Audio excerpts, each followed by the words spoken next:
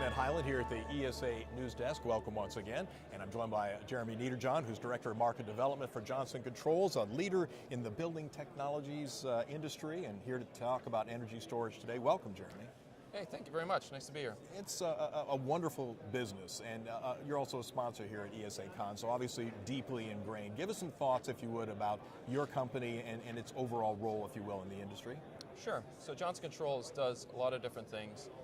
Really covers a lot of technology that goes into buildings.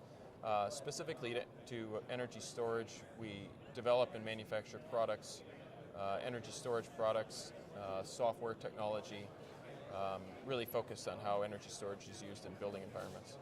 Give us some thoughts, if you would, on things that have been done over the recent past, this year in particular, that you're particularly proud of.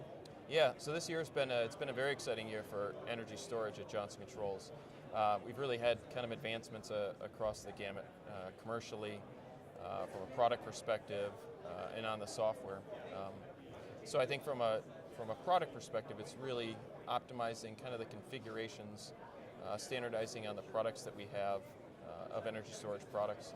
There's been a significant focus on continuing to build out our software that really optimizes how a battery is used in a CNI or a behind-the-meter kind of building space, how an energy storage system participates along with some of the other building systems. And then commercially, it's been a year of scale for us. So we've had significant steps with respect to commercial offers, enabling our broader organization and our channel partners to be successful with the product. And really, kind of continuing to build scale in the organization. As you look back over the past year, give us some thoughts, if you would, in the crystal ball, if you will, projecting on what's going to be taking this year into next year and beyond. Yeah, so I think there's a couple of big things that really stand out for me. And there's, it's kind of an exciting time for us overall. We've got advancements happening in really every facet of our business. But I think two that particularly stand out, one is from a software, from a controls perspective. So bringing the value of a building integrated energy storage system to more of our customers. That's an important thing. So I've been here at ESA the last couple of days, and it's been interesting to hear about kind of industry-wide all of the advancements that are happening, and that's certainly no different at Johnson Controls. So we're very focused on the enablement of an energy storage system to kind of coexist with lots of the other systems that exist in a building, and really bring as much economic value as possible from that asset in that environment.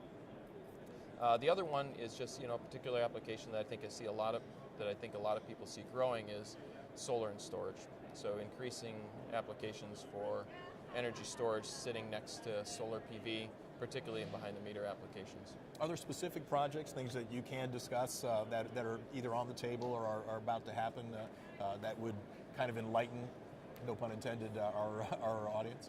Yeah, absolutely. So there's been a number of projects that are very exciting this year.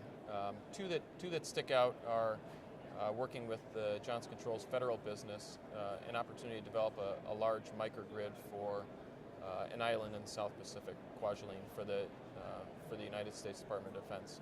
So that's been a significant project, one that I think brings a lot of value to them, and really showcases how energy storage can participate in a microgrid that's really critical to the function of an organization. I think another exciting project from our side is the work we're doing with the University of Hawaii system.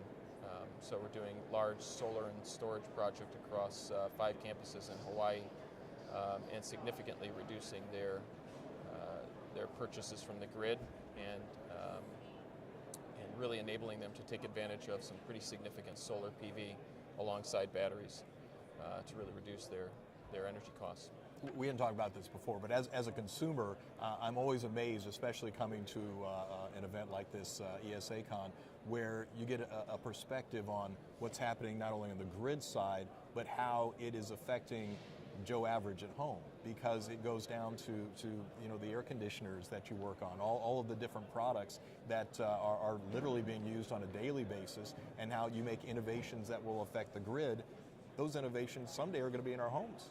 Yeah, absolutely. And I think one of the things that's particularly exciting from our perspective is that, when you look at all the different systems in the building, they're all energy-consuming systems. So it's very important to look at how an energy storage system kind of coexists and participates with all those other systems in the most optimal way. They're using energy, it's storing energy. To control all these things together, that it really is significant value that can be brought to building owners. Jeremy Niederjohn, John with Johnson Controls, thank you so much for joining us. Thank you very much. And this is the ESA Desk.